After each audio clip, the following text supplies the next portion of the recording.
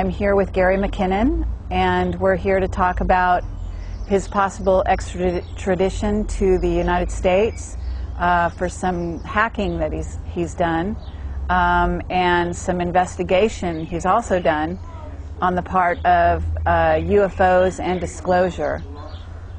So, Gary, maybe you can tell me what it is that the U.S. government is really sort of on about in regard to you, and your perspective on it. The main thing that concerns me, I've made full and frank admissions all the way down to police interviews that yes, I did obtain unauthorized access to these systems. But they're piling on these ridiculous damage claims. And I've since found out that for it to be worth a year in prison in America for an extradition case, it has to be worth at least $5,000 damage because it comes under cybercrime. So, as if by magic, lo and behold, every machine I was on, I'm accused of causing exactly $5,000 worth of damage to. So it's patently untrue.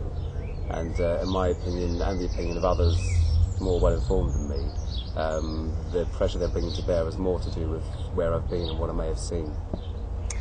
Okay, so, yeah, I found that very interesting that they were actually claiming damage, because my understanding is you were on a dial-up modem and that you didn't even download files. So how is it that you actually did any damage?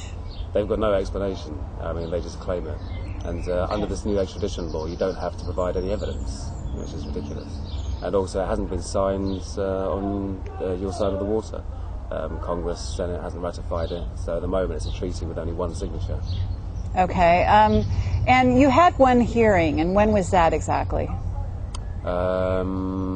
The last one was, I think, in the middle of May or towards the end of May, I'm not sure. Uh-huh.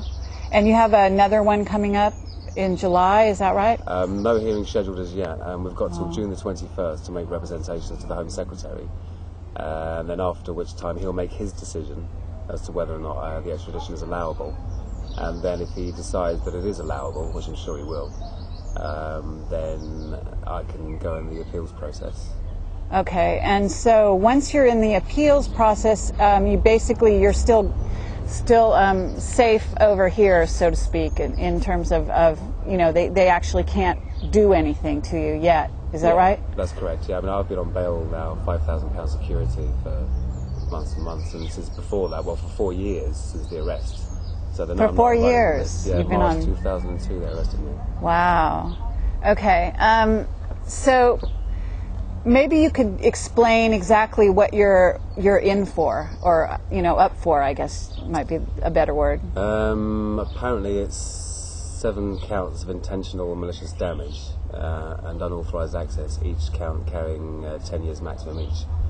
And previously, the American government had tried to do some deals with me, whereby they said, if you don't force us to go through extradition and just come across of your own free will, then we'll give you only 3 to 4 years in prison, most of which you can serve in your own country after the first 6 months or 12 months.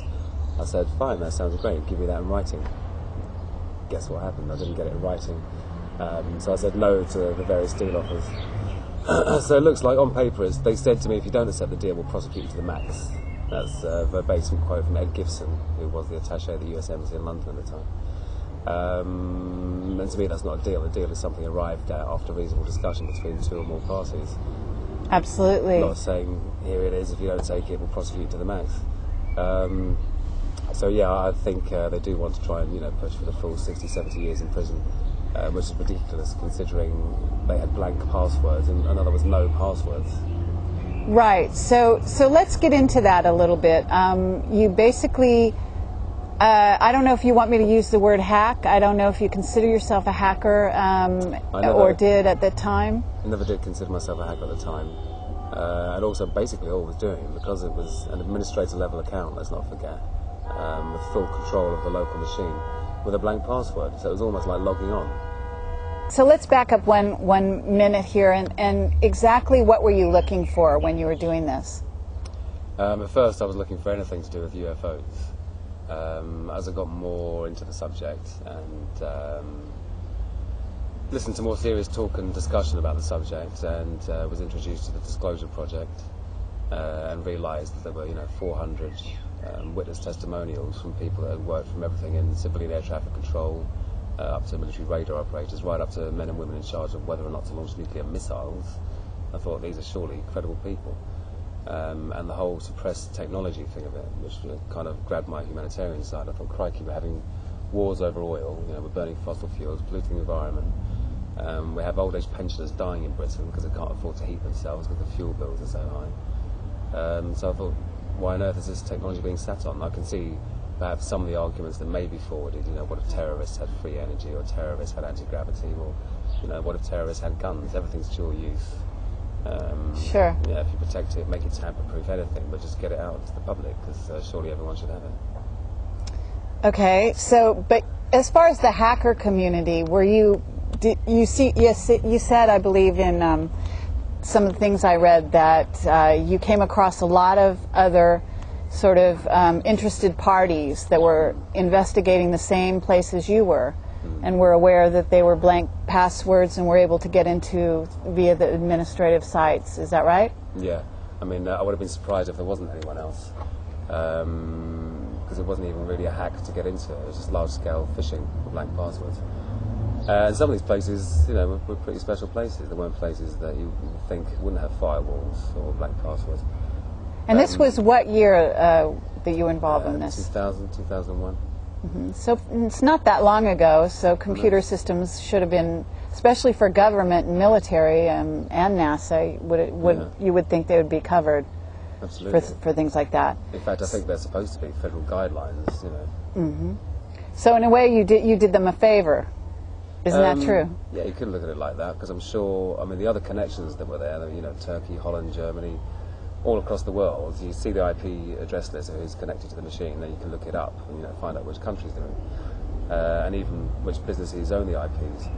And I don't know whether that was foreign governments, it could have been Al-Qaeda, or it could have been someone else just like me, just snooping around, who knows.